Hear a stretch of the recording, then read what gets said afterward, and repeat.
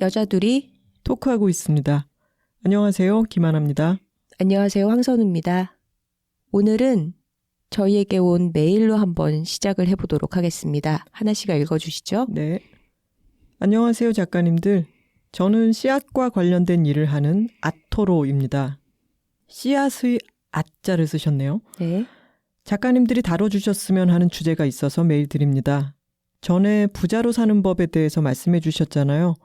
저에게는 그것과 약간은 이어진 주제라고 느껴지는데 외형적으로 멋있게 사는 법은 무엇인가입니다. 일단 이런 고민을 하게 된 저의 상황을 말씀드리자면 저는 30대 중반의 워킹맘입니다. 타 지역으로 대중교통을 이용해 출퇴근을 하고 있고 등 하원 중 한 번은 제가 하고 있어요. 겨울이다 보니 추운 게 싫어서 코트가 아닌 점퍼와 바지에 시간이 항상 촉박하여 뛰어다니다 보니 운동화 차림입니다.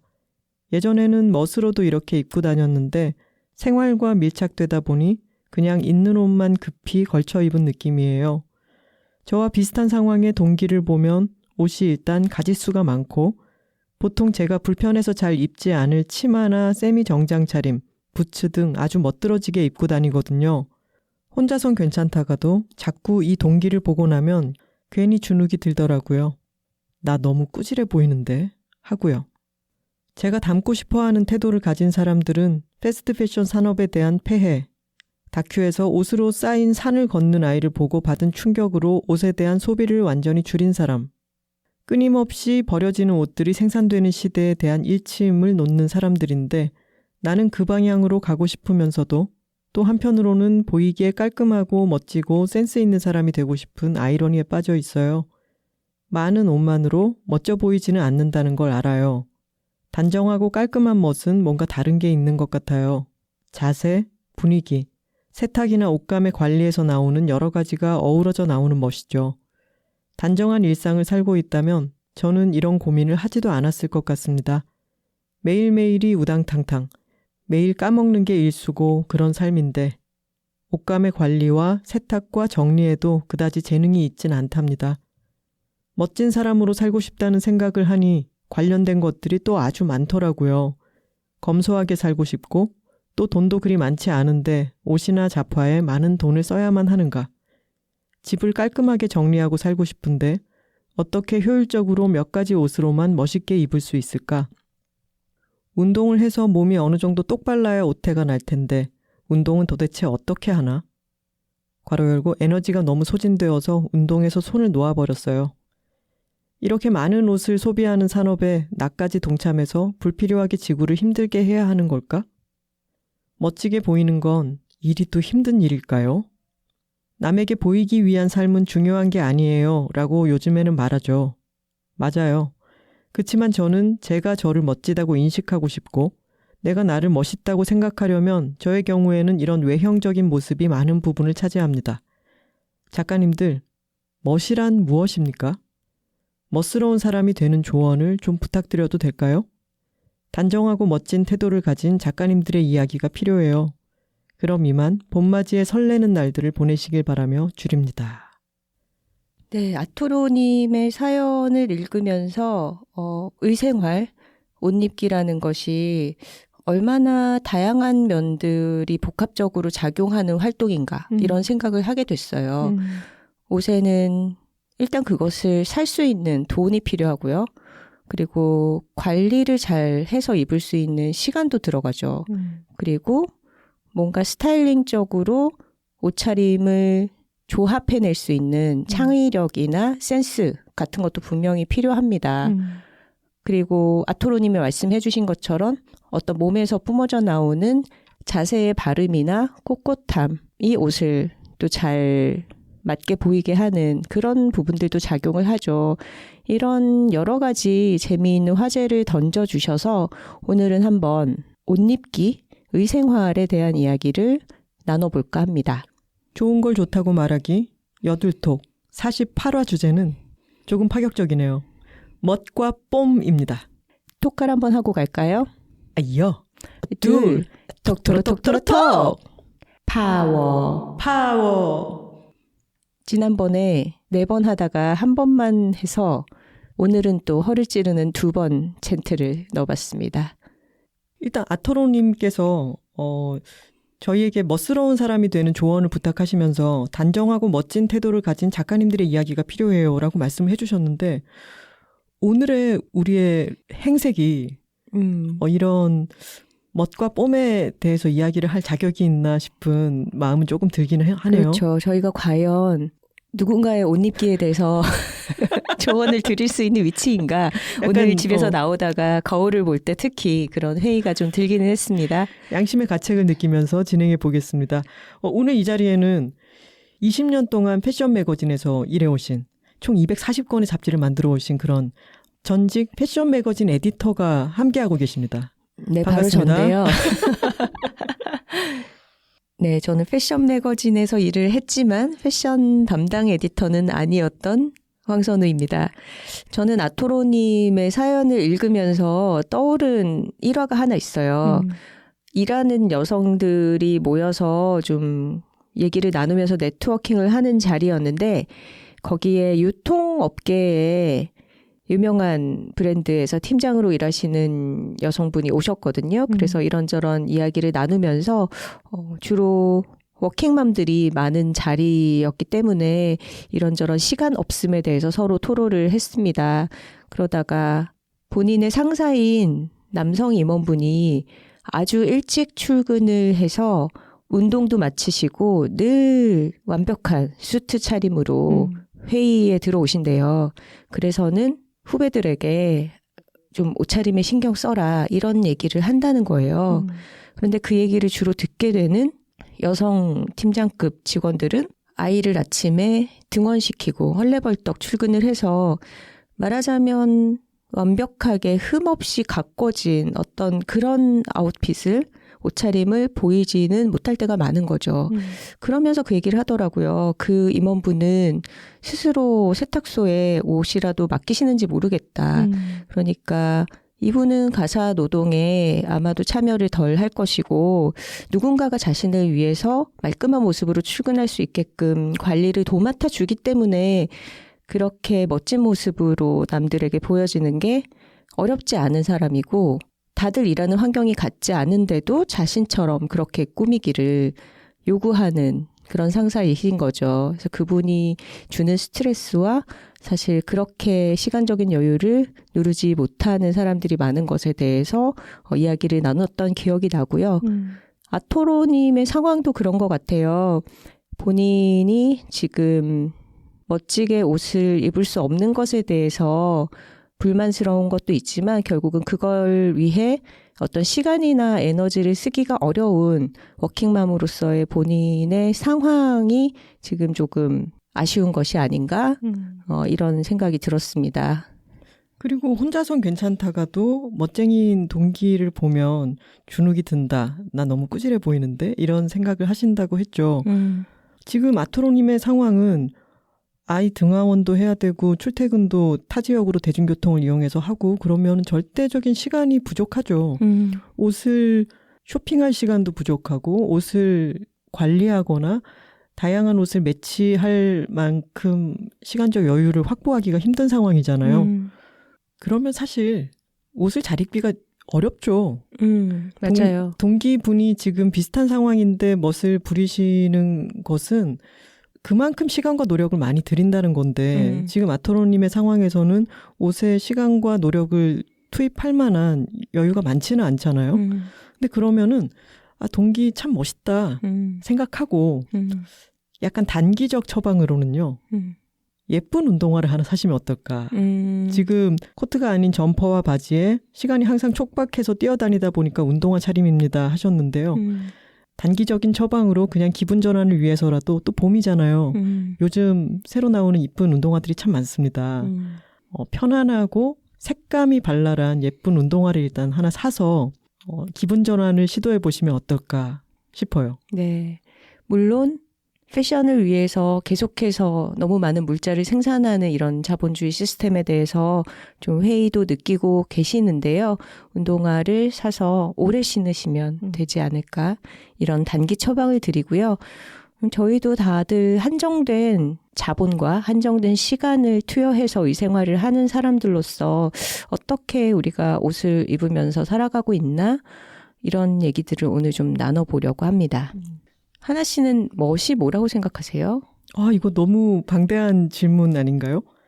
멋이라는 말 안에는 오늘은 이제 외형적인 멋에 중점을 두고 이야기를 하긴 하겠지만 그 외형적이라는 것도 내면이 밖으로 투영돼서 나오기도 하는 것 같아요. 갑자기 예전에 들었던 이야기가 생각이 나는데 저희 친구인 어떤 분이 대학생 때 아이돌 댄스를 연습해서 무대에서 춤을 췄던 적이 있다는 거예요. 그리고 심지어 센터는 나였어. 이렇게 얘기를 했어요. 몇 명이서 췄는데요? 이렇게 물어봤더니 2명이서 췄다는 거예요. 아니 2명 중에 센터가 어딨어요. 막 이런 얘기를 하다가 맞아요. 그리고 상대방은 자기가 센터라고 생각하지 않았을까요? 막 이런 얘기도 했던 기억이 나네요. 그래서 그 자리에서 약간 화두처럼 센터는 마음의 문제구나 이런 얘기를 했었는데 멋이라는 것도 내가 센터다. 이런 마음을 가지고 있을 때 그 사람의 그 마음가짐이 밖으로 어떤 자신감 있는 모습, 덜 쭈그란 모습, 당당한 모습으로 비쳐 나오기도 하지 않나 이런 생각도 들어요. 맞아요. 저는 또 이런 얘기를 하고 싶어요. 우리가 사투리 대잔치 때 언급을 한 적이 있는 것 같은데 경상도 말로 너무 유난스럽게 멋부리는 사람을 보고 뻔지긴다 그러잖아요. 뻔제 또 뻔지기고 있네. 뻔지기네 이런 식의. 지긴다라고 하는 동사가 익숙하지 않으실 텐데 뭔가를 부린다. 그쵸, 부린다 이런 뜻이죠. 되겠죠. 네. 여러분 뻔지긴다 할 때는 뽐이고요. 저희가 먹과 뽐이라고 할 때 뽐이 난다. 이것과는 다른 사투리 단어입니다. 치기는 뽀는 니은 받침이죠. 맞습니다. 저희 친구 중에 굉장히 옷도 잘 입고 패션 업계에 종사하는 친구가 있는데 굉장히 겸손해요. 그래서 항상 자기는 그렇게 막 좋은 물건을 사서 걸치는 것도 아니고 모르는 게 많다라는 식으로 겸손하게 얘기를 해서 제가 그런 얘기를 한 적이 있어요. 그 친구한테. 뽀는 지기는 거고 멋은 나는 거다. 그 친구도 부산어 네이티브 스피커였기 때문에 바로 이해를 했죠. 네. 그러니까 애써 요란하게 치장을 하는 것이 멋있음과 같은 가치는 아닌 것 같아요. 물론 그렇게 아주 공들여서 막 화려하게 꾸민 사람의 멋이 있겠지만 우리가 보고 멋지다고 느끼는 사람들이 다 그런 류의 멋을 추구하는 건 절대 아닌 것 같고 자신에게 어울리는 어떤 스타일을 오랫동안 입어와서 그것을 자기 몸에 착 붙게끔 자연스럽게 옷을 입는 사람을 보면서 멋있다라고 느낄 때가 많은 것 같습니다. 근데 또 멋의 세계도 방대하기 때문에 공작새 같이 떨쳐 있고 아주 공들여 치장을 한 사람을 봤을 때 우리가 즐거워하는 부분도 있죠. 맞아요. 제가 패션 매거진에서 일할 때 편집장님이 그런 분이셨어요. 이해주 편집장님이셨죠. 네, 지금도 아마 패션위크 출장을 어딘가 파리인지 밀라노인지 가 계신 것 같은데 마감 때는 다들 편안한 복장으로 회사에 출근을 하잖아요. 근데 그러다가도 뭔가 행사가 있을 때나 패션쇼에 초대되어서 가실 때는 정말 화려한 옷차림을 해서 그런 것들을 또 보는 재미가 있었죠. 제가 잊을 수 없었던 옷차림은 한번 시무식 때였는데 정말 새빨간 아래 위 투피스 같은 의상을 입고 오셔서 정말 강렬하다. 그리고 뭔가 새해의 복의 기운이 이분을 따라 걸어 들어오는 것 같다. 이런 느낌을 받았던 기억이 나네요.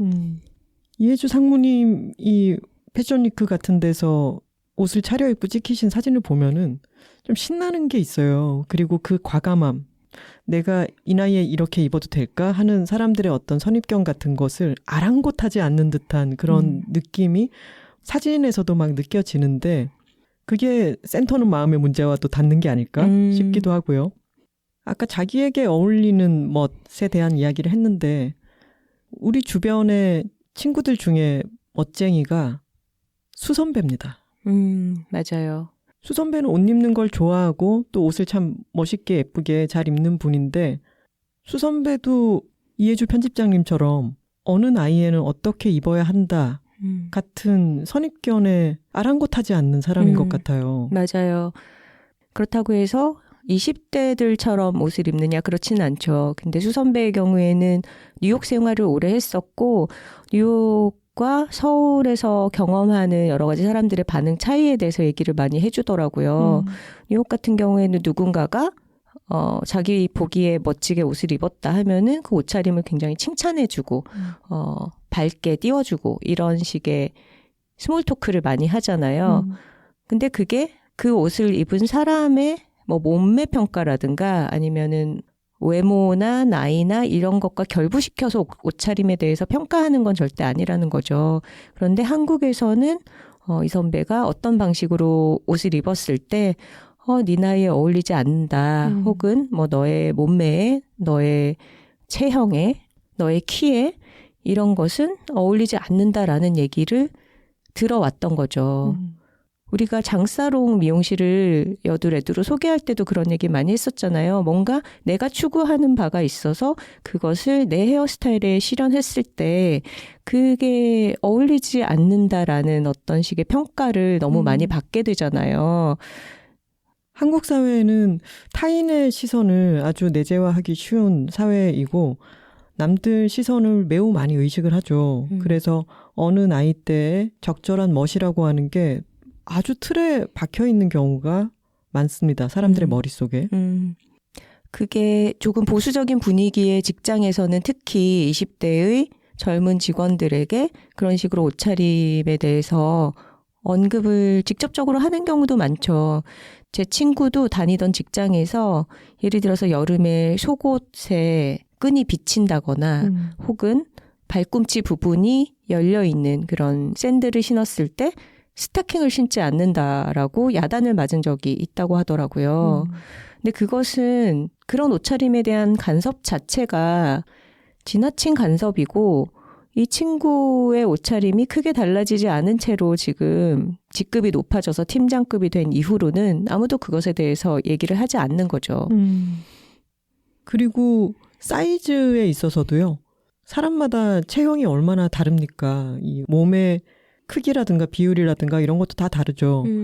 근데 얼마 전에 선우 씨가 만났던 뉴욕에 사는 분이 한국에 와서 옷을 사려다가 당황했던 얘기를 들려줬었잖아요. 맞아요. 아이를 낳고 나서 좀 키도 크고 체격이 당당한 편의 친구라서 백화점에 옷을 사러 갔는데 한국 백화점의 여성복 코너의 옷들이 다 너무 작게 나오더라는 거예요.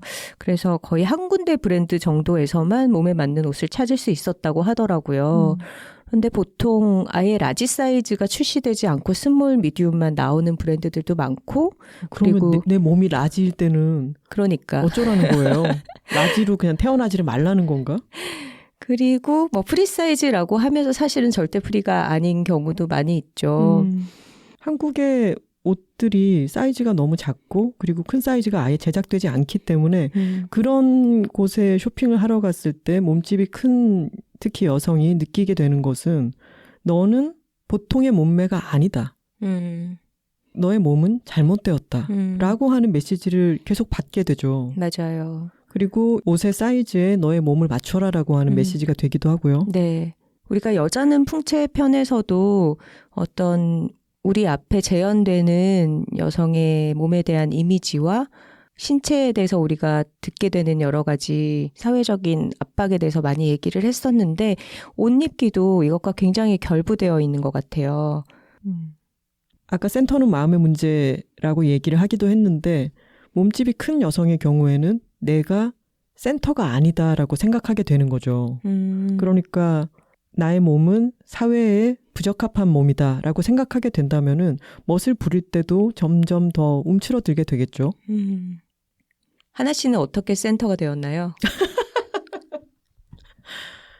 여러분 여기서 센터는 진짜 내가 세상의 중심이다 이런 게 아니라 모두가 자신의 센터가 될 수 있다는 그럼요. 그런 마음의 문제를 얘기하는 거 알고 계시죠? 네, 우리 톡토로들 이런 문해력 있습니다.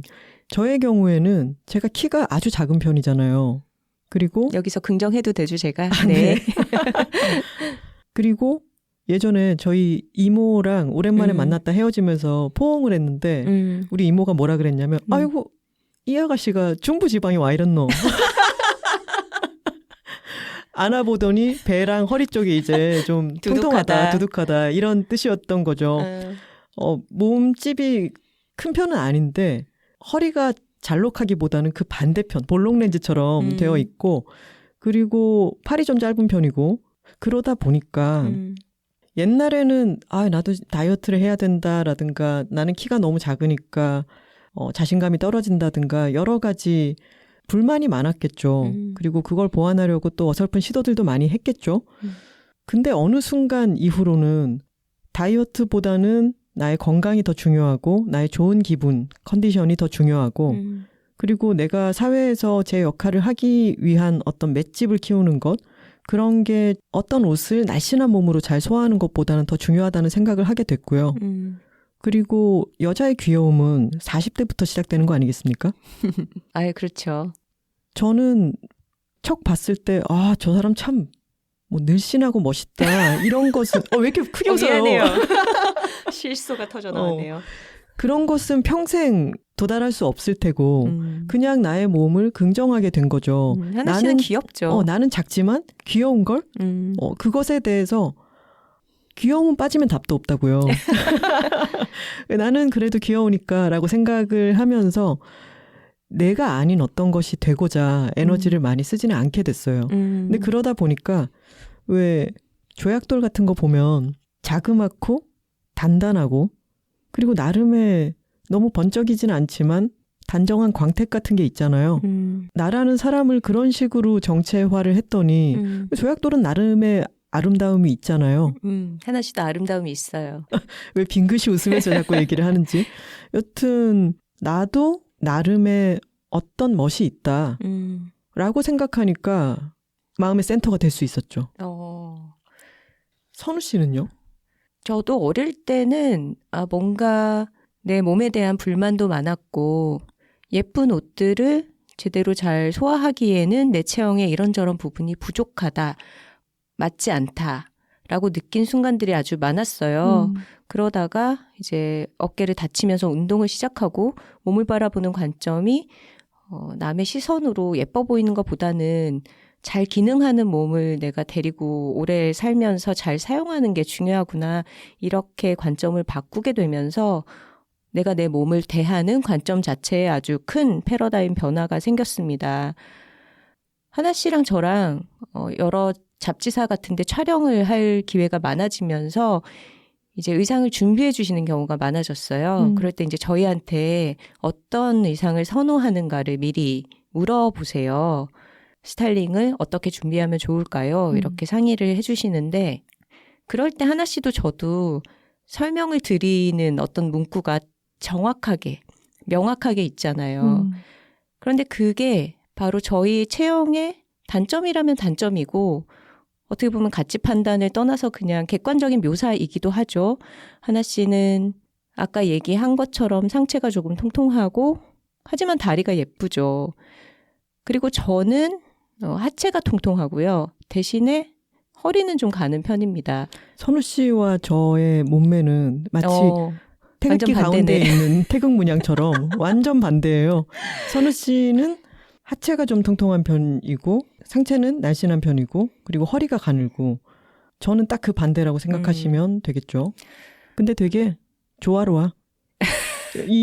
우리 여둘톡이 올라오는 화요일에는 우리는 인기 팟캐스트이기 때문에 팟빵 첫 화면에 그 스플래시라고 하죠. 저희 사진이 뜹니다. 거기 보면은 저희가 그 각자의 체형을 보완하기 위한 조금 활기찬 옷을 입고 사진을 찍었었죠. 저는 약간 오버사이즈의 아노락을 입고 밑에는 반바지를 입고 색감이 발랄한 니삭스를 신고 운동화를 신고 있고 선우 씨는 스포티한 브랜드의 원피스를 입고 그 원피스는 허리 부분을 약간 잘록하게 강조해주고 있고요. 까만 양말에 까만 운동화를 신고 있죠. 그리고 저는 챙이 짧은 모자를 쓰고 있고 근데 그게 우리 각자의 체형을 보완하고 그리고 우리가 갖고 있는 어떤 활기차게 핑퐁을 주고받는 듯한 느낌을 나름대로 연출한 것입니다. 네. 그 사진은 저희가 각자 갖고 있는 아주 잘 입고 있는 옷으로 연출을 해서 찍은 것이고 아까의 얘기로 돌아가면 다양한 온오프라인 매거진에서 저희의 스타일링을 준비해 주실 때도 그런 체형에 대해서 미리 묘사를 하고 우리가 편안하게 잘 입는 옷들은 이런 스타일입니다. 라고 설명을 드려요. 그러면 그거에 맞춰서 옷을 준비해 주셔서 입고 촬영을 하거든요. 하고 싶은 얘기는 뭐냐면 저희 둘 다 체형적으로 분명한 단점과 장점이 있다는 거죠.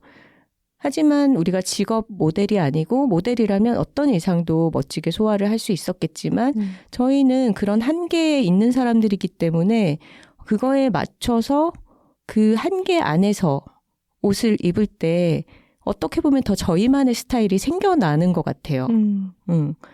넓은 눈으로 보면 저희 둘 다 아주 조그마한 조무래기들이죠. 하지만 어떤 면에서는 누군가의 앞에서 멋지게 보여야 하는 목적으로 촬영을 할 때는 센터가 될 수도 있는 마음의 센터가 될 수 있는 거죠. 그런 것이 바로 또 패션의 마법이기도 하죠. 옷이라는 것이 사람에게 부리는 그런 마법이기도 합니다. 분명. 저희가 여덟톡 처음 시작할 때 아마 1화, 2화 이때쯤에 40대가 되니까 나의 생긴 모습이랑 익숙해지게 된다. 정이 들게 된다라고 얘기를 했었고 그리고 지금까지 수십 년 동안 또 다양한 옷을 시도해보고 입어봤을 거잖아요. 그런 시행착오를 통해서 나는 이런 실루엣의 옷을 입었을 때 단점이 보완되는구나. 나의 매력이 더 드러나는구나. 이런 것도 계속 경험을 많이 해봤고 그걸 통해서 나를 잘 파악하고 있기 때문에 센터가 될 수 있었던 거겠죠? 그렇죠. 10대, 20대 때는 누구나 시행착오를 겪으면서 자기에게 뭐가 어울리는지를 찾아나가는 과정인 것 같아요. 지금 저희 주변의 친구들은 10대 딸을 둔 경우가 많잖아요. 정말 공통적으로 많이 하는 얘기가 애가 에이블리에서 옷 좀 그만 샀으면 좋겠다. 에이블리가 뭐죠? 저도 이용해보지는 않았지만 10대들이 주로 쇼핑을 하는 플랫폼인 것 같아요.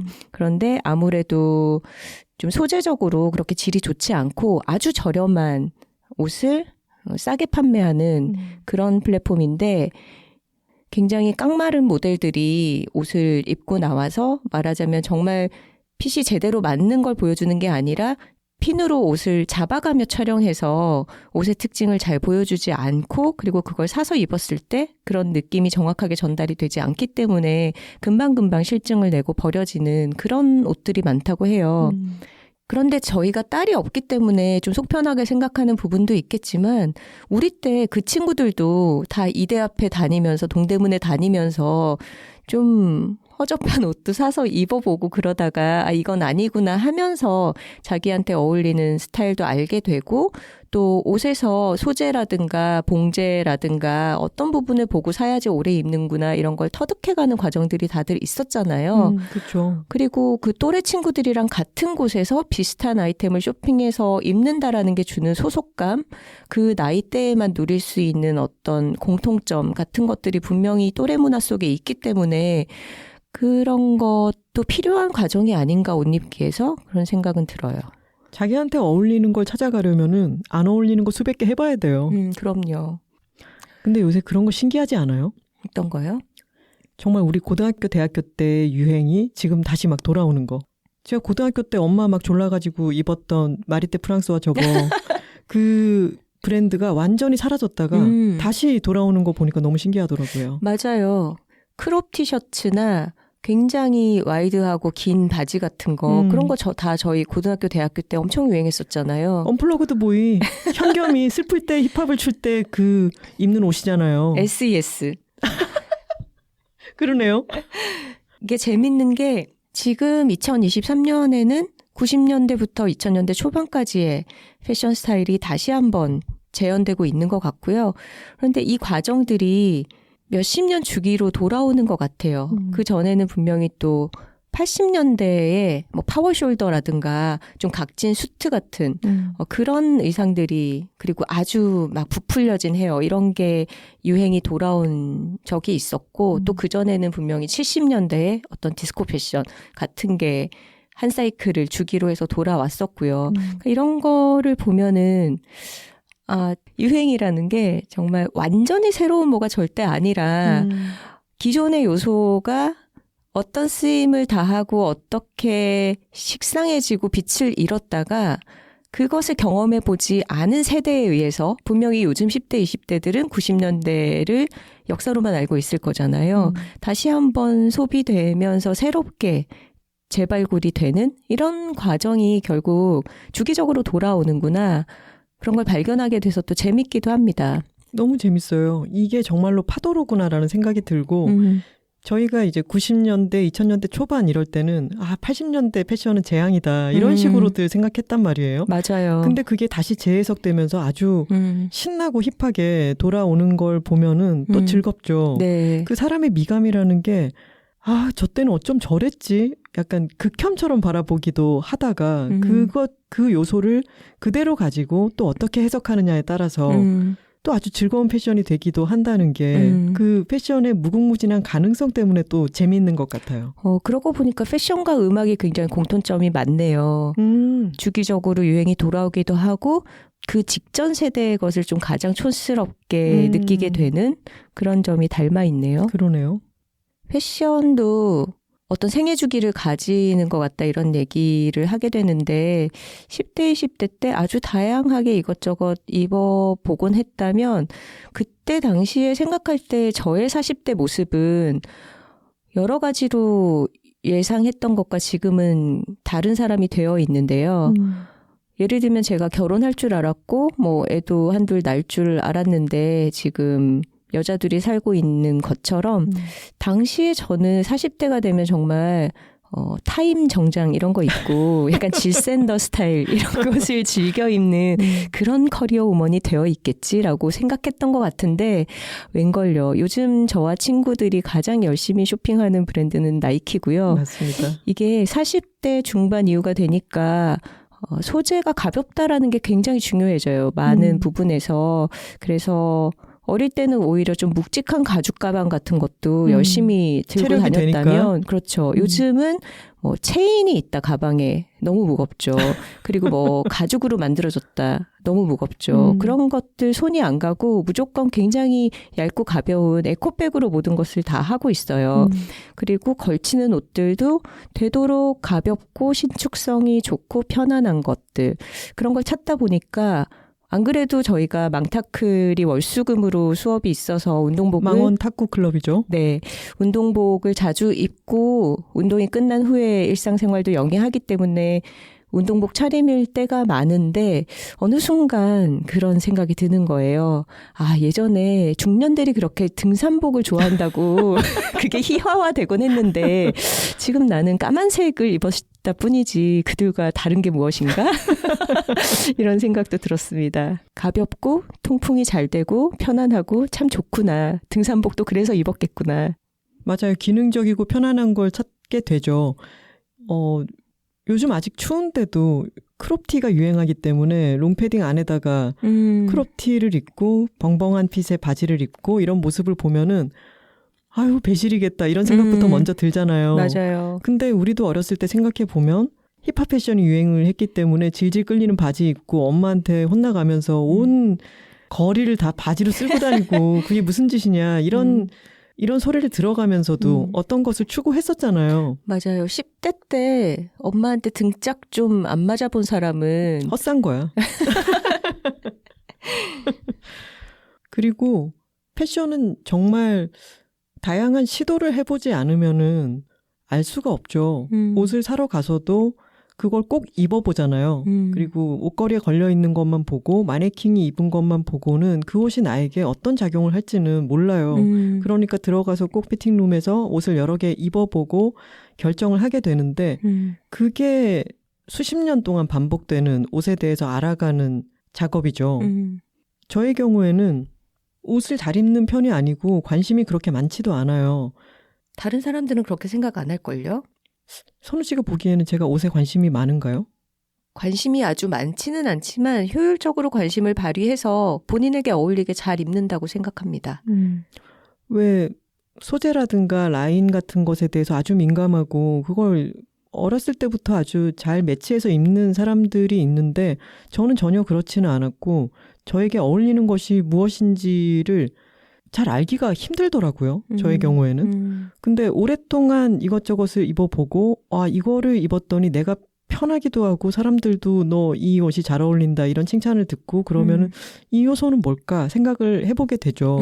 그게 많이 쌓여서 지금은 저의 어떤 스타일이 생겨났는데 이를테면은 저희 친구들이 다 옷을 사 입는 여러분 아시죠? 통인동에 있는 엔드엔드라고 하는 조그만 옷가게 거기 사장이 저의 고등학교 1년 후배다 30년 친구다 이런 말씀도 드렸었는데요.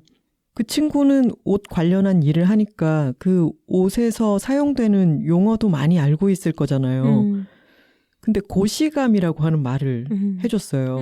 그게 무슨 말이야? 라고 했더니 그게 뭐 일본어와 감이라는 한자의 조합인지 어떤 식으로 만들어진 말인지는 잘 모르겠지만 고시감이 있다라고 표현하면 이렇게 흐물흐물하거나 좀 축 늘어지는 그런 느낌이 아니라 좀 빳빳하고 소재 자체가 힘이 있을 때 고시감이 있다라고 표현을 한다는 거예요. 네. 그러면서 저에게 고시감이 있는 옷이 어울린다 라고 얘기를 해줬어요.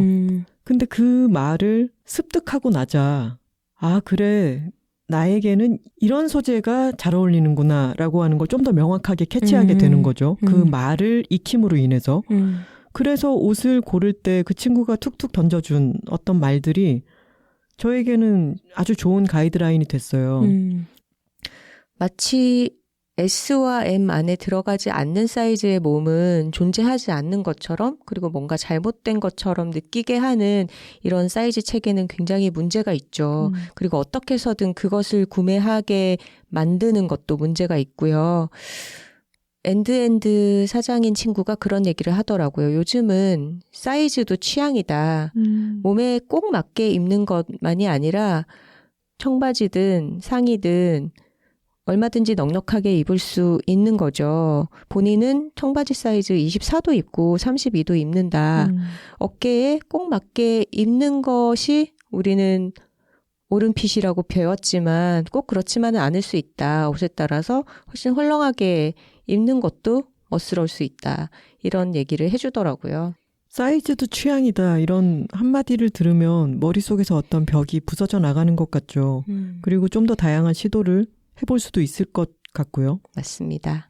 저는 보통의 여성복 매장에서 뭔가를 입어봤을 때 저에게 어울리면서도 제가 원하는 느낌의 옷을 찾기가 쉽지가 않더라고요. 그런데 가끔 저에게 어울리는 어떤 브랜드를 찾게 되면은 저는 그 브랜드 충성도가 높은 편이에요. 또는 어떤 편집 매장이 모아놓은 어떤 브랜드나 옷의 느낌이 저랑 잘 맞는다 싶으면은 저는 쇼핑하러 많은 곳을 돌아다니기보다는 그 몇 군데에 집중하는 편이죠. 근데 그러다 보니까 제가 좋아하는 몇몇 브랜드의 옷들로 아이템들을 사다 보니까 라인이 정리되는 거예요. 그러면은 매치하기도 편해요. 하나 씨처럼 뭔가 자기 옷을 고를 때 의지하는 뭔가를 만들어두면 좀 선택이 더 심플해지는 면이 있는 것 같아요. 그게 어떤 브랜드 내지는 디자인, 실루엣이 될 수도 있을 것이고 또 옷을 잘 입는 사람들을 보면 컬러를 제한하는 경우도 많이 있는 것 같아요. 일단 멋쟁이들은 좀 블랙을 좋아하는 것 같고 우리 주변에서는 그리고 꼭 까만 옷만 입지 않더라도 까만색을 베이스로 해서 뭐 화이트와 회색 그리고 카키, 네이비 뭐 이런 식으로 좀 정돈된 그리고 그것들끼리 잘 어울리는 색상을 선택할 때 똑같은 가지수를 가지고도 굉장히 많은 옷을 가진 것처럼 보이는 경우도 있죠. 그리고 사람마다 퍼스널 컬러 같은 것도 유행을 하고 있는데 뭐 웜톤이다, 쿨톤이다 사람마다 어울리는 게 확실히 있어서 저희 망타클 친구 중에 이 요리 선생 백지혜 작가의 경우에는 정말 화려한 형광색, 정말 진한 색감 이런 게 아주 잘 어울려서 차분한 색깔을 입으면 주변 사람들이 슬퍼져요. 그래서 사람마다 각자의 멋이 있고 그 멋을 센터의 마음으로 잘 추구해 나가면 이 세상에 수없이 다양한 꽃들이 있는 것처럼 각자의 멋이 아름답게 드러나게 되는 거겠죠? 저는 그리고 옷을 입는다는 게 굉장히 정신적인 행위이기도 한 것 같아요. 정신적인 행위. 네, 옷은 분명 생활 필수품이기는 하지만 그것을 통해서 우리가 얻는 자신감, 에너지라는 게 분명히 있거든요. 그리고 백지혜 작가가 차분한 카멜 컬러 같은 거 이런 게 안 어울린다고 우리가 느끼는 건 얼굴에 대봤을 때 퍼스널 컬러가 아니다. 이런 부분도 있지만 그 사람의 굉장한 카리스마 그리고 생기 넘치는 성격 굉장히 어떤 발랄하면서도 화려한 성격적인 면모 그런 것에 아주 쨍하고 신나는 색들이 어울린다는 걸 우리가 알기 때문에 그 사람의 성정을 잘 반영한 어떤 색이 따로 있다. 그리고 그런 걸 입었을 때 훨씬 잘 어울린다라고 느껴지는 것 같거든요. 그리고 제가 어딘가 사람들 앞에 나서서 사진을 찍히거나 강연을 하거나 해야 할 때 항상 저답게 편안하면서도 자신감을 얻게 되는 어떤 옷들이 있어요. 근데 그거는 비싼 옷도 아니고 막 브랜드가 유명한 그런 럭셔리 브랜드의 옷도 아니고 다만 입었을 때 단정하면서도 나를 잘 표현해준다, 나를 잘 담아낸다 라고 느껴지는 옷이고 저의 경우에는 그 아이템이 화이트 셔츠거든요. 그런데 다른 분들의 경우에는 뭔가 아주 똑 떨어지게 잘 맞는 자켓이 될 수도 있고 뭔가 입었을 때 항상 칭찬을 들었던 뭐 바지라든가 원피스가 될 수도 있겠죠. 그런 것들을 갖고 있고 잘 활용하는 것은 분명히 우리에게 그냥 남들 눈에 예뻐 보인다, 좋아 보인다가 아니라 나 자신에게 주는 에너지가 분명히 있는 것 같습니다. 옷을 입는 게 정신적인 부분이 또 맞는 것 같은 게 저희가 지난번에 어떤 패션 매거진에 화보 촬영을 했을 때 거기서 주신 옷이 광택이 나는 녹색 구찌 수트를 저한테 주셨거든요. 네. 저라면 평생 제가 고르지는 않을 그런 아이템이었는데 저는 또 주는 대로 입기 때문에 그렇게 입어봤더니 약간은 초록 딱정벌레가 된 느낌이 들긴 했는데 사진을 보니까 또 저의 평소 모습과는 완전히 다른 신나는 뭔가가 있더라고요. 네. 나의 기분을 표현하기 위해서 옷을 입기도 하지만 어떤 옷을 평소와 다르게 입어봄으로 인해서 얻게 되는 기분도 있는 것 같습니다. 물론 친구들은 100년 놀림감이라고 지금도 놀리고 있지만요. 그리고 저의 경우에는요. 옷에 그렇게 에너지를 많이 들이는 편은 아니기 때문에 그 점을 오히려 강조해요. 책에도 쓴 적이 있어요. 저는 입었던 옷을 입고 또 입는 걸 좋아한다라고. 그리고 친구들한테도 나는 이 계절에는 이 자켓 하나면 땡이야. 나는 마르고 닳도록 입잖아. 이런 식으로 자꾸 얘기를 해요. 근데 그렇게 얘기를 하면 친구들도 야 너는 뭐 외투가 그거 하나밖에 없냐? 이런 생각 자체를 미리 차단해 버리는 거죠, 제가. 그리고 저는 그런 사람이다라고 만들어 두었기 때문에 마치 스티브 잡스가 똑같은 옷만 맨날 입는 것처럼 저도 약간 비슷하게 어떤 운동화는 낡으면 그 운동화 똑같은 모델 똑같은 색깔을 계속 사거든요. 그래서 그런 스타일도 내가 센터의 마음으로 나는 이렇다라고 얘기를 해두면 혹시 사람들이 내가 너무 단벌만 입고 다닌다고 흉볼까? 이런 생각을 저 스스로에게도 차단시키는 효과가 있는 것 같아요. 저는 옷을 계속 바꿔서 입는 걸 좋아하는 편이기는 한데 프리랜서가 되고 나서는 많이 달라진 것 같아요. 아무래도 회사 생활을 하면 어떤 특정 그룹의 사람들을 매일매일 만나야 하기 때문에 옷의 가지수를 더 신경을 쓰게 되죠. 좀 더 다양한 옷을 바꿔가면서 한 계절 안에서도 입게 되고요. 그런데 프리랜서가 되고 매일 만나는 회사 동료들 그룹이 없어지고 제가 일 때문에 미팅을 할 때도 같은 사람을 매번 만나는 게 아니다 보니까 훨씬 옷의 가지수를 줄여서도 부족함이 없더라고요. 그러다 보니까 쇼핑을 하는 옷의 수도 점점 줄어들게 되고 자연스럽게 그리고 코로나가 시작된 것도 영향이 분명히 있어서 그때 좀 집에 있는 옷들을 많이 당근마켓으로 정리도 하고 또 당근마켓에 올라와 있는 옷들을 보면서도 옷에 대한 태도가 또 많이 바뀌었죠. 여러분들 아시겠지만 감가상각이라는 게 가장 많이 일어나는 분야가 바로 패션 아이템입니다.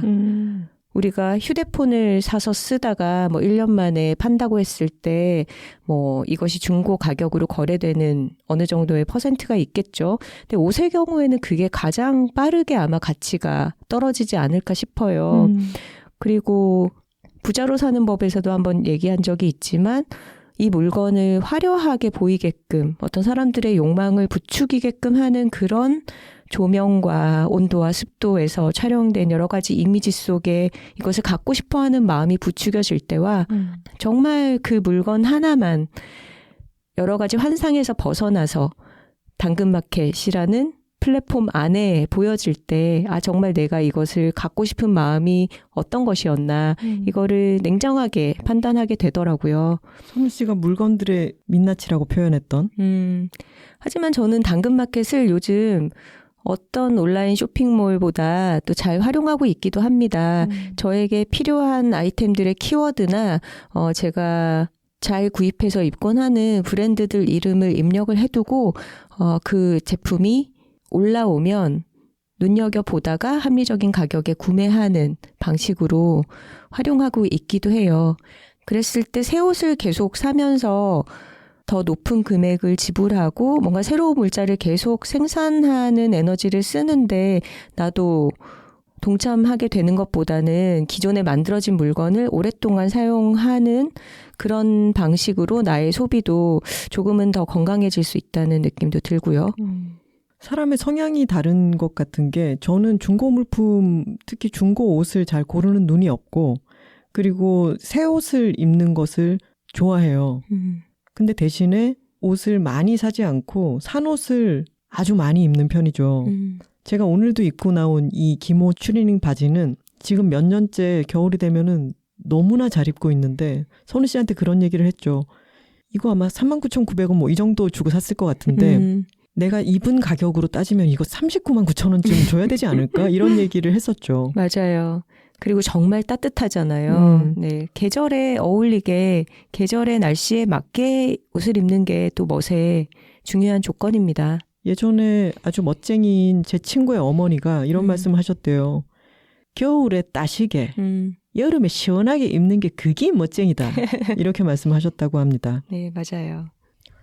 그러니까 아까 아토로님께서 옷으로 쌓인 산에 대한 이야기를 했잖아요. 패스트 패션의 또 문제점에 대해서도 이야기를 했는데 네. 선우 씨는 그에 대한 어떤 죄책감이나 이 문제에 대한 마음을 당근마켓을 활용하는 것으로 조금 보완한다면 네. 저의 경우에는 새 옷을 적게 사고 그리고 그 옷을 오래오래 입는 것으로 심리적으로 보완한다고 할 수 있겠죠. 하나 씨는 광고회사에서 일하고 저는 잡지사에서 일했기 때문에 누가 무엇을 입는가, 이 사람의 입성이 어떤가에 대해서 굉장히 민감한 업계였던 것 같아요. 그리고 모두가 다 그런 식으로 서로를 대하지는 않지만 소수의 어떤 사람들은 옷차림으로 누군가를 평가하기도 하고 특히나 어린 신입사원이 들어왔을 때 뭔가 동료 집단과 다르게 옷을 입는다고 할 때 그것으로 이 사람이 좀 소외감을 느끼게 만드는 경우들도 있고 저는 어느 국장님이 야, 너 스웨터 이쁘다 그러더니 스웨터 뒤에 택 붙은 거를 갑자기 뒤집어서 봤어요. 네. 남자 국장님이었는데. 네. 저도 잡지사에서 제가 그런 걸 겪은 건 아니지만 그런 행동을 후배한테 스스럼 없이 하는 그런 선배를 본 적도 있고 또 너는 옷을 왜 이렇게 입느냐라는 식의 말들을 서슴없이 하는 거를 목격하기도 했었어요. 그런데 그게 그 당시에는 저희가 속한 아주 어떤 작은 업계의 특성에서 비롯된 그런 경험이라고 생각을 했는데 말하자면 요즘은 서로가 서로의 살아가는 모습을 너무 쉽게 보고 평가할 수 있는 더 확장된 시선이 서로에게 가닿는 그런 세상이 된 것 같아요. 그래서 어떻게 보면은 아직 자기의 스타일이 확립되지 않았거나 혹은 뭔가 선망하는 스타일이 있어도 그것을 구현할 수 있는 재정적인 능력이 부족하거나 한 어린 세대들한테는 굉장히 가혹한 세상일 수 있겠다라는 생각도 들어요. 그리고 얼마 전에 우리나라의 럭셔리 브랜드 소비율이 1인당 세계에서 가장 높은 수준이라는 기사를 봤거든요. 말하자면 소득 수준에 비해서는 명품을 너무 많이 소비하고 소유하는 그런 나라가 한국인 거예요. 우리가 그런 환경 속에 있다라는 것을 분명히 인지를 하고 소비를 해야 될 것 같아요. 그리고 그것이 자기 중심이 확실하게 잡히기 전인 청소년들에게는 어떤 식의 영향을 줄지도 많이 인식을 해야 될 것 같고요. 멋은 사람마다 다 다르고 각자가 자신의 센터가 될 수 있기 때문에 멋이 다양하면 다양할수록 더 좋다고 생각을 하거든요. 그리고 아까 옷들이 너무 작기 때문에 자신의 체형을 거부당하는 느낌 이런 것도 든다 이런 얘기도 나눴었는데 정말 다양한 크기, 다양한 색깔, 다양한 스타일이 다 각자가 자신의 센터니까 그걸 다 용인할 수 있는 그런 마음을 가질 때 스스로도 센터가 되기 쉬운 것 같아요. 아토로님의 경우에도 동기를 보았을 때 동기가 멋쟁이고 멋을 잘 부리면 아, 저 사람은 저 사람의 멋을 잘 부리고 있구나. 보기 좋다. 라고 생각하고 톡토로님들도 주변에서 옷을 자기스럽게 잘 입은 사람이 있으면은 아, 보기 좋구나 라고 생각하고 그 사람의 멋은 그 사람의 멋이고 나는 또 나의 센터가 될 수 있다라고 하는 것을 생각하셨으면 좋겠어요.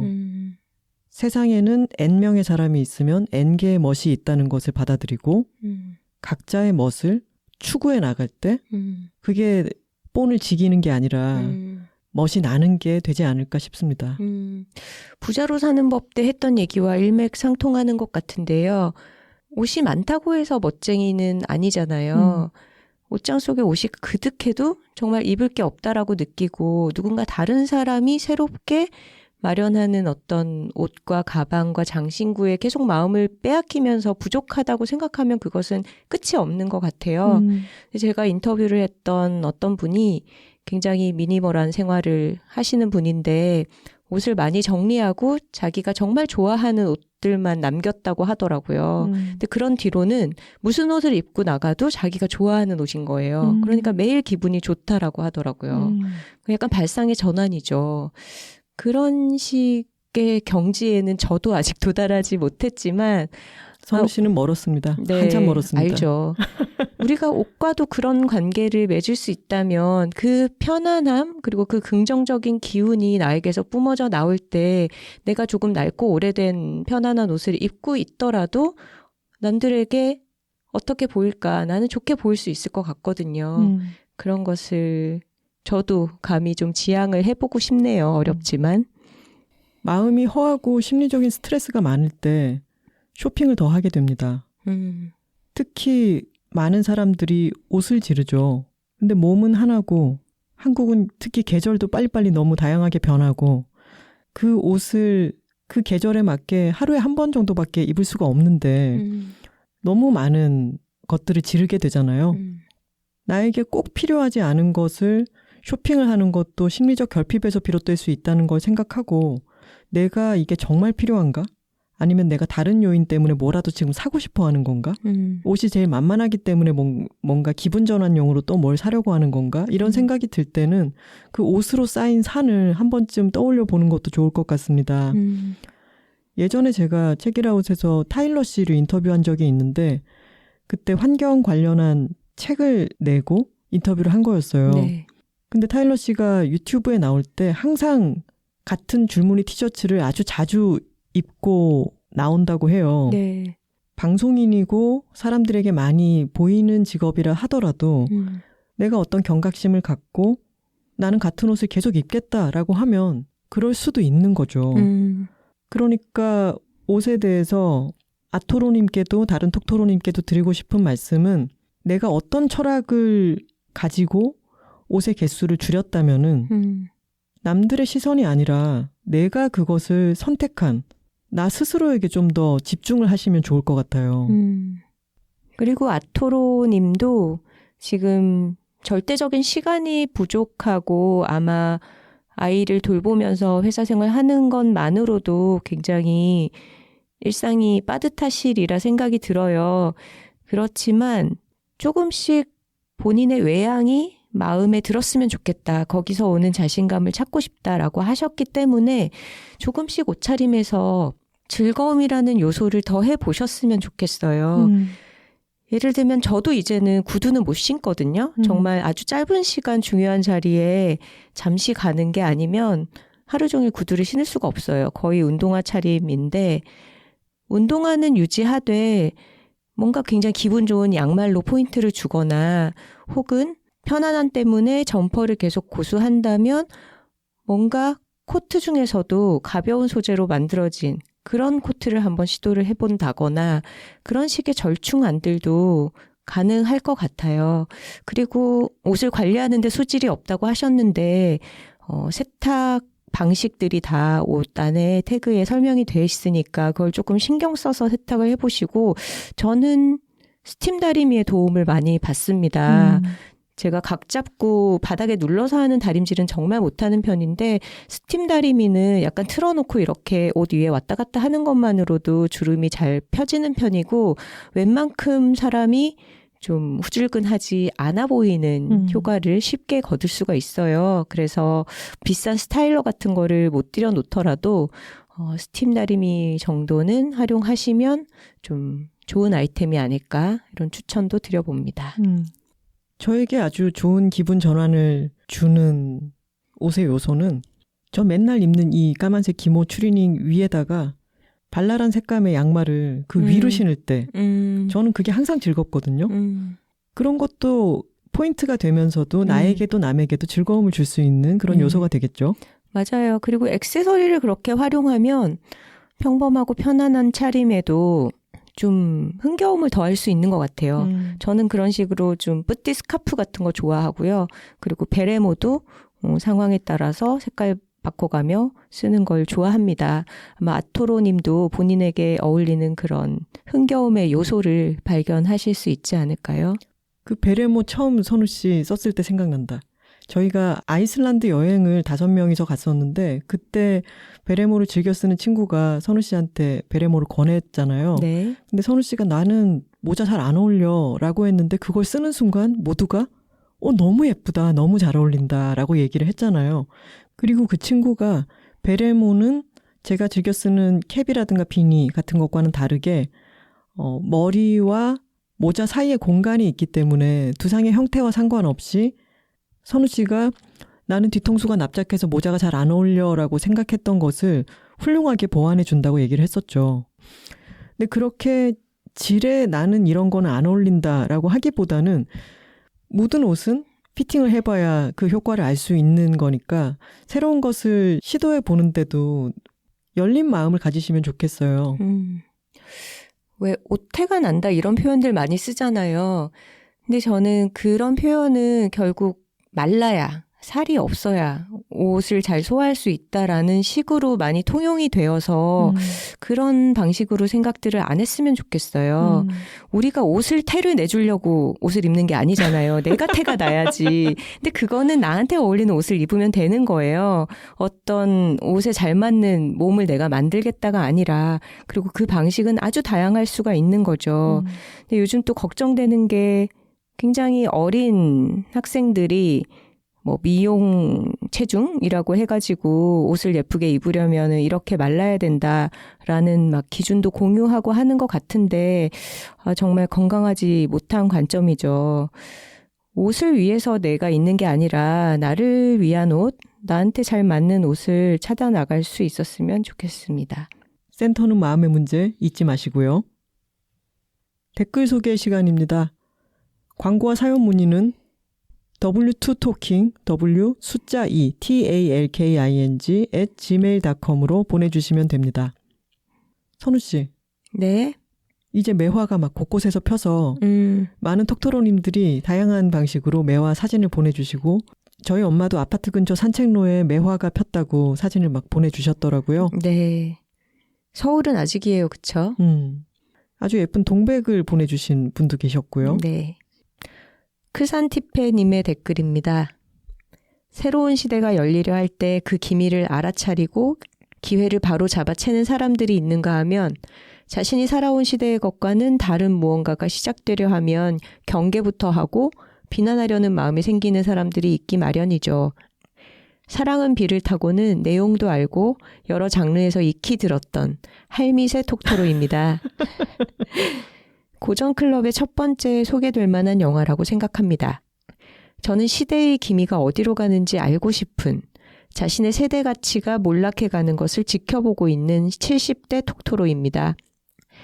여들톡을 통해 도무지 알 수 없는 요즘 젊은 세대의 이야기를 듣고 괄호 열고 두 분은 젊다기보다는 중간자 역할을 해주는 괄호 닫고 꽁꽁 막힌 마음으로 생을 마감하지 않기 위해서 여들톡이 소개한 정희진의 공부도 듣고 있습니다.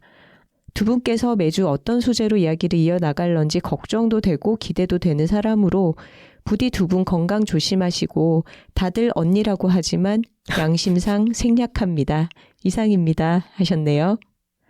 네, 70대 톡토로님께서도 고전 클럽 첫 번째로 소개할 만한 영화라고 생각한다 이렇게 말씀을 해주시니까 사랑은 비를 타고 선정이 괜찮았던 것 같네요. 그러게요. 뿌듯합니다.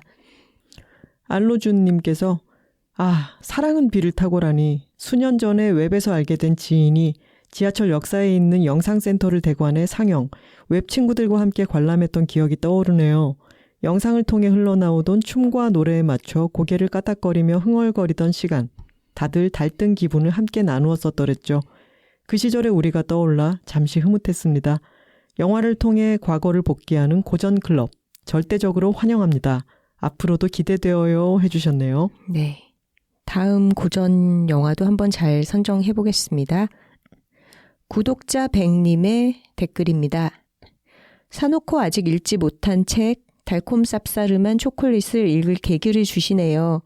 동명의 발레 공연 얘기를 듣고 바로 예매했어요. 이 기회에 책도 함께 읽으려고요. 메가박스에서 하는 해외 공연 프로그램을 예전에 가끔 이용했었는데 잊고 있었어요.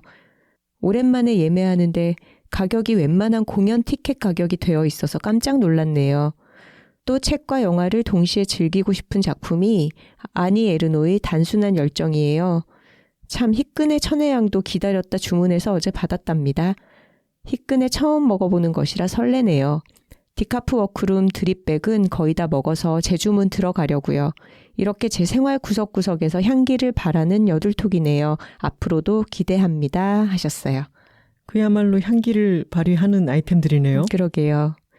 저희도 이번에 디카프 워크룸 주문해야 돼서 지금 스케줄표에 넣어놓고 긴장 타고 있습니다.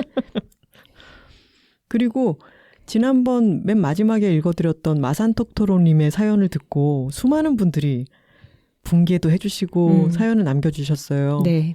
봉다리지님의 댓글을 읽어볼게요.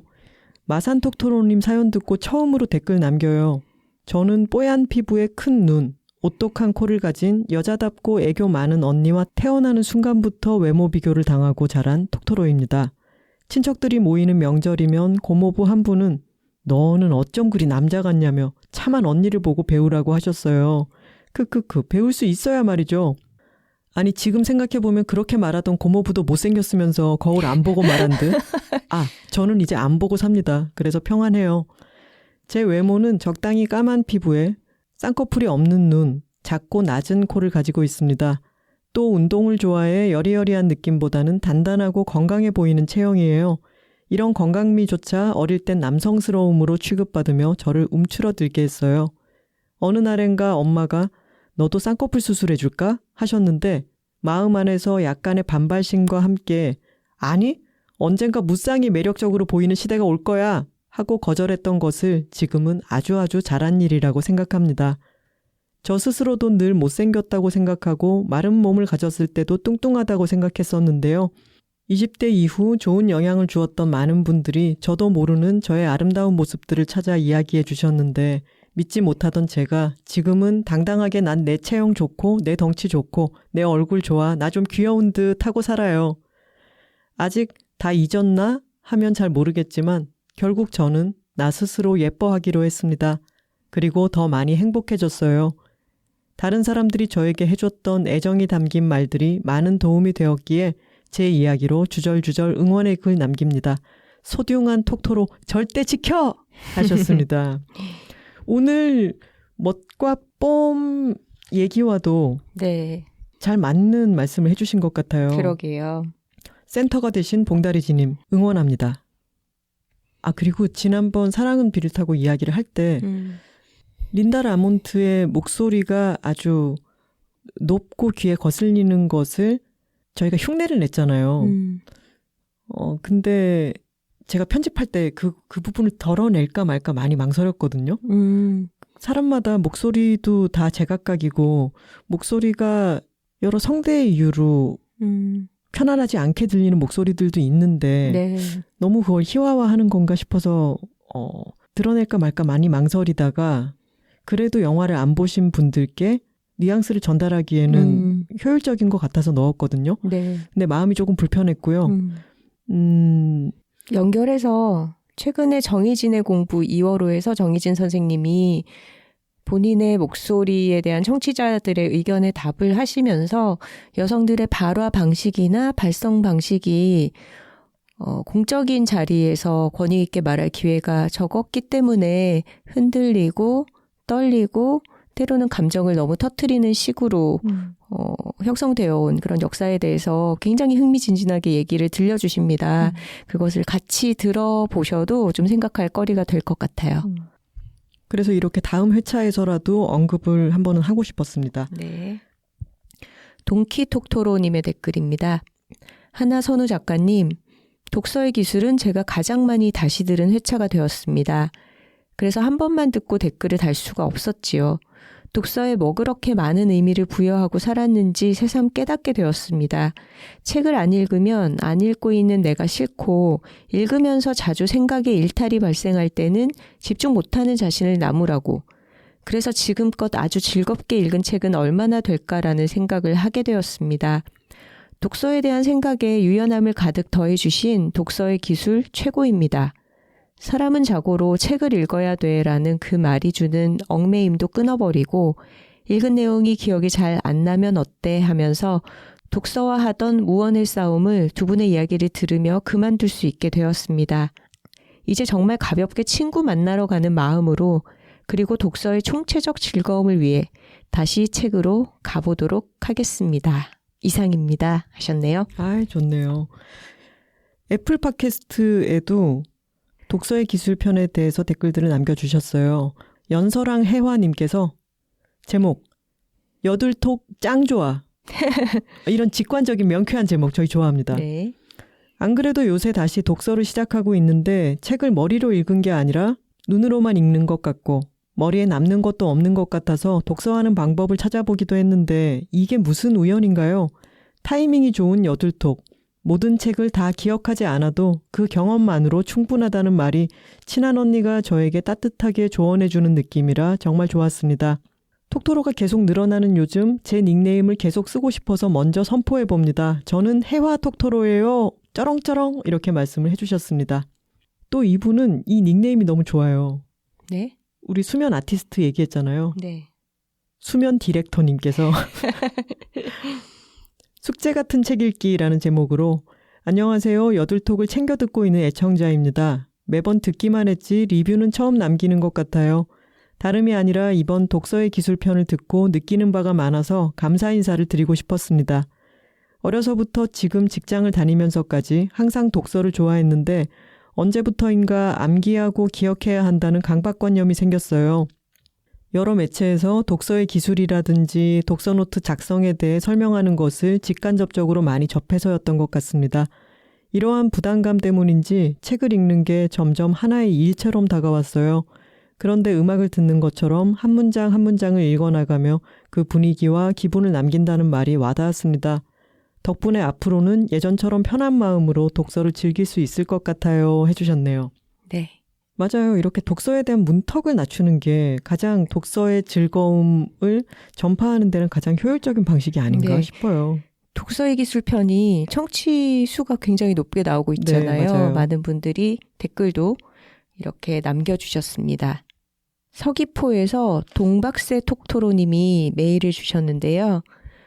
매화와 유채 사진을 첨부를 해주셨어요. 제주도의 꽃이 핀 모습을 저희가 이런 식으로 또 보게 되네요. 안녕하세요. 매화와 유채꽃 핀 제주에서 먼저 인사드리는 서귀포 동박새 톡토로입니다. 동박새 사진은 집 마당 감나무에 많이 찾아왔던 동박새 모습을 가장 많이 닮은 모습으로 인터넷에서 찾은 사진입니다. 매화와 유채 사진은 직직이고요. 참새만한 크기에 노란색부터 초록 빛깔이 오묘한 것이 아주 귀여운 새입니다. 47화에서 요즘 조류 톡토로 분들이 잘 안 보인다고 하셔서 봄이 온 서귀포에서 먼저 인사드려요. 여들톡은 매주 기다리며 잘 듣고 있습니다. 만 4살이 된 어린이도 제가 팟캐스트 들으면 엄마가 좋아하는 여둘 토토로의 토야? 묻곤 해요. 이번 47화 여둘 고정 클럽을 들으며 바로 사랑은 비를 타고 영화도 달렸어요. Singing in the Rain 노래만 알고 있었고 고전은 찾아볼 생각도 잘 못했는데 이번에 여둘톡 해설 조금, 영화 조금 따라보며 아 이런 고전 영화의 문법들을 그동안 내가 모르고 있었구나 깨달으며 눈이 번쩍 뜨이더라고요.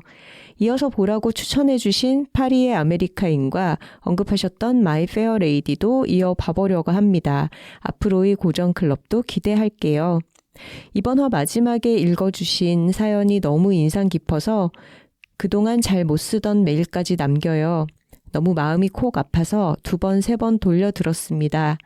사연 보내주신 톡토로님이 이렇게 대응했었어야 했는데 라며 똑부러지게 상상하시지만 실현하시진 못했던 문장들을 들으면서 그렇게 하지 못하게 그동안 벽처럼 쌓여 있었을 세상의 말들과 눈빛들이 저도 느껴지는 것 같아서 너무 마음 아팠어요.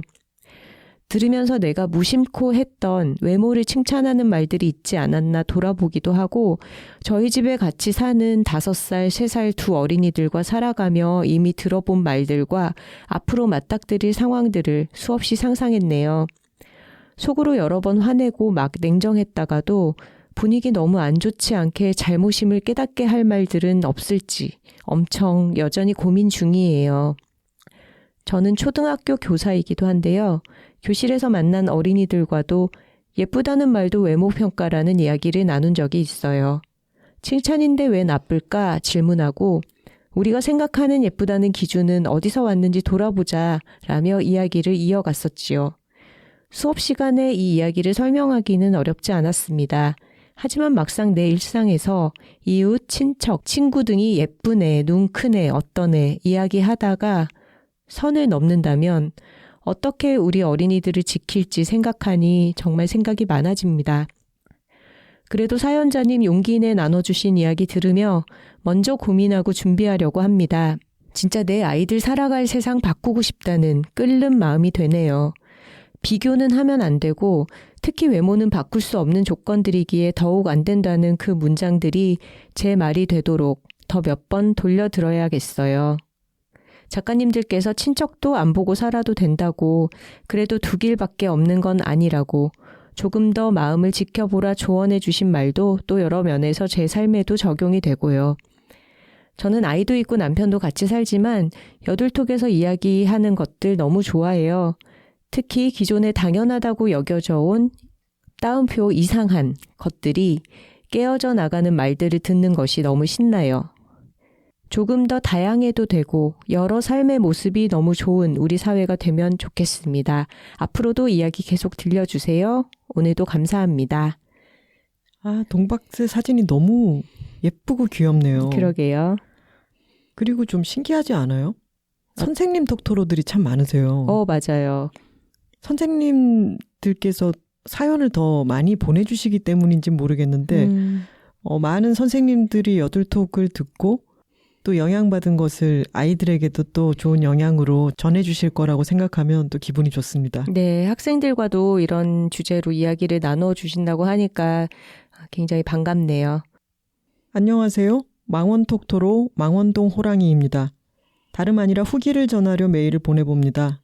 여둘톡에서 제 사연을 소개해 주셨을 때 길거리에서 입틀막하며 신나서 발을 동동 굴렀는데 이 사연이 좋았던 것은 저만이 아니었나 봐요. 김하나 작가님이 읽어주신 로우북스 이야기를 듣고 종종 톡토로 분들이 서점에 와주신답니다. 여둘톡에서 사연 듣고 오셨다고 하면 괜히 더 반가워서 이것저것 더 챙겨드리게 돼요. 사연 소개해 주셔서 이렇게 톡토로 분들과 얼굴을 간간히 보게 되어 너무 좋다는 후기를 하나 전해드립니다. 그리고 허위매물에 넘어가서 밤을 샌 후기도 전해드려요. 스민장미 에피를 듣고 다음날 주말 장사를 해야 되는데 너무 궁금해서 새벽 3시까지 보다가 마지막 편을 보고 이것은 무엇인가? 나는 지금까지 뭘 본 것인가? 여긴 어디? 나는 누구? 이런 생각을 하며 잠이 들었지요. 그래도 그 다음 에피로 바로 아주 좋은 매물을 소개해 주셔서 다시 마음이 사르르 녹아불었어요. 피지컬 100 광고만 보고 남성적인 예능이라 생각하고 안 보고 있었는데 여둘톡에서 소개해 주신 덕분에 너무 재미나게 보고 있답니다. 참고로 저는 다양한 여성 작가님들의 운동 에세이를 읽고 작년 3월부터 1년째 킥복싱을 하고 있는데 킥복싱으로 신나게 땀 빼고 집에 와서 샤워하고 제주누보 맥주 마시며 피지컬 100을 보면 그렇게 재밌네요. 운동 가기 싫은 날도 종종 있었는데 피지컬 100 보면서 뽐뿌와서 2번 갈 운동 3번 가게 만드는 효과도 보고 있어요. 허위매물로 혹해서 넘어갈 때도 있지만 이렇게 다양한 컨텐츠 소개해 주시는 덕분에 풍성하게 재밌는 것들 누리고 있어요. 앞으로도 경거망동 재미있는 컨텐츠 많이 만들어주세요. 저도 경거망동하며 사람들에게 잔뜩 책 추천하며 즐겁게 장사할게요. 긴 글 읽어주셔서 감사합니다. 망원동 호랑이 드림 하셨네요. 하나씨 허위매물에 대해서 뭔가 답변을 드려야 될 것 같아요. 제가 DM도 많이 받았는데요. 스민장미가 허위매물이 아니다. 아닌가요? 이런 얘기들을 들었습니다. 결국 연결이 안 되지 않았나요? 그 프로그램이 마지막에 분위기가 아작난 것과 완전히 별개로 이 두 분은 오늘 보니까 중국 잡지에 커플 화보를 찍고 표지 모델이 되기도 했더라고요. 네. 이분들 아주 뭐랄까요? 알콩달콩 잘 지내고 계신 것 같습니다. 네. 허위매물이라고 일방적으로 얘기해버리기에는 프로그램과 별개로 인생은 이어지는 거니까요. 네. 그리고 피지컬 100을 저희가 여성 출연자들이 좀 많이 있을 때 조금 급히 이야기를 했잖아요. 네. 그러길 잘했다는 생각도 듭니다. 우리 타이밍 칭찬해. 네. 재밌을 때 다뤘죠, 저희가. 안녕하세요. 튀르키예 톡토로, 튀토로입니다. 저는 현재 튀르키예에 거주하고 있습니다. 얼마 전 튀르키예에는 큰 지진이 있었고 다들 아시는 것처럼 다수의 사상자가 발생했습니다. 월요일 새벽 저는 꽤나 멀리 떨어진 곳에 있었음에도 그 지진을 느꼈고 전에도 이런 지진이 났던 적이 있었던지라 설마 큰일 있겠어 라는 생각으로 여느 때와 다름없이 출근을 했고 동료들도 사태의 심각성을 깨닫지는 못하고 있었습니다. 일단 저희 업무상 중요한 일부터 확인을 하고 뉴스를 지켜봤죠. 이때 저는 문득 업무 늘겠네 라는 생각을 하고 있더라고요. 이런 제 자신이 너무 한심하고 절망스러웠습니다.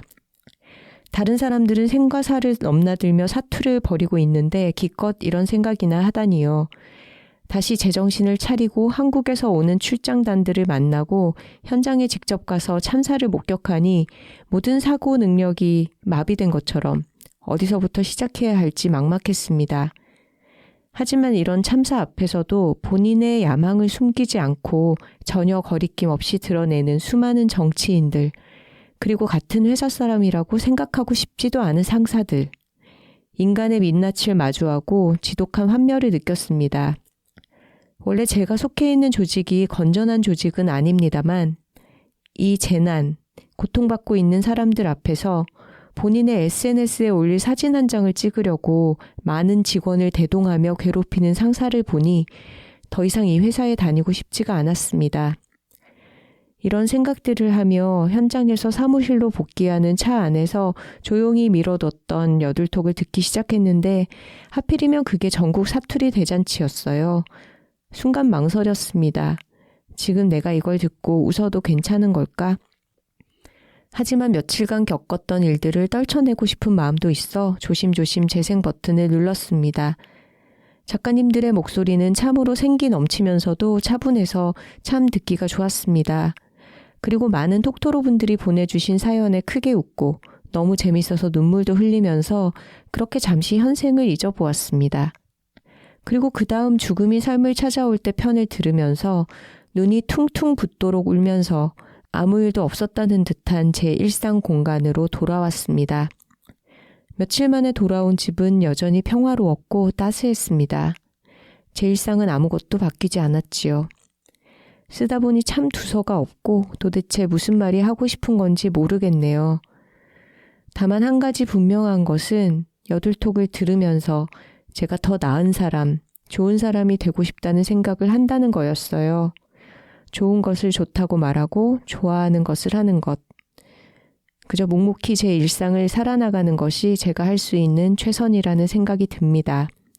조용한 나만의 공간에서 여둘톡을 들으며 최근 있었던 이러저러한 상념들을 잊어보려고 합니다. 긴 글 읽어주셔서 감사합니다. 휘토로 드림. 저희가 여둘톡을 매주 만드는 이유가 바로 이것입니다.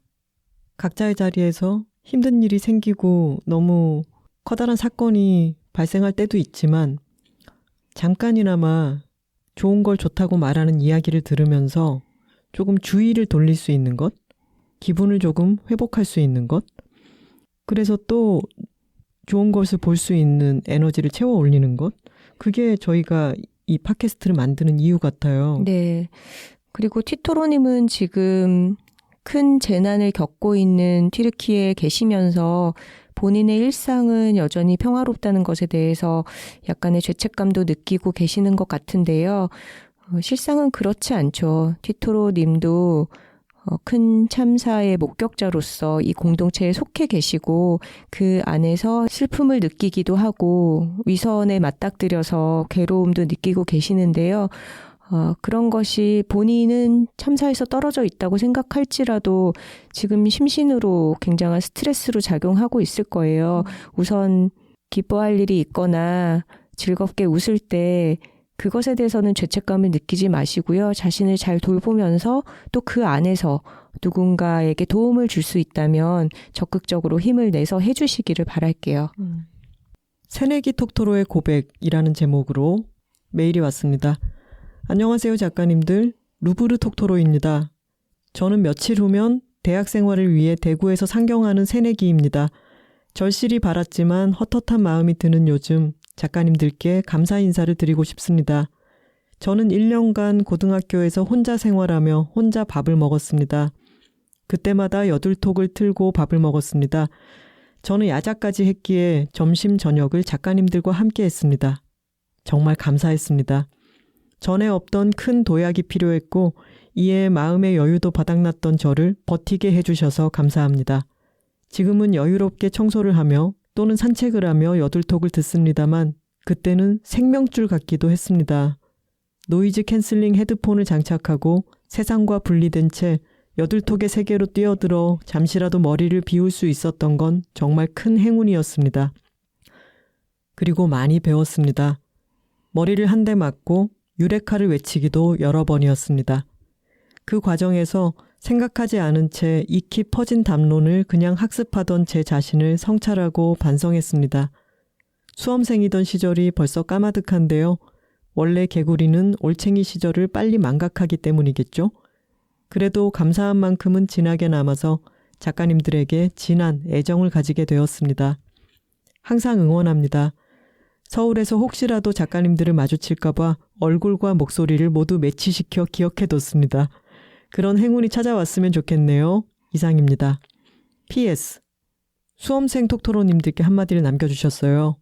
끼니 거르지 마시고 잠깐씩이라도 몸을 움직여주세요. 그리고 여러분들은 정말로 정말로 소중한 사람이에요. 이렇게 써주셨네요. 와, 그 시간에 통과한 지 얼마 안 되는 분께서 이렇게 얘기를 해주시니까 더 생생한 응원이 될 것 같네요.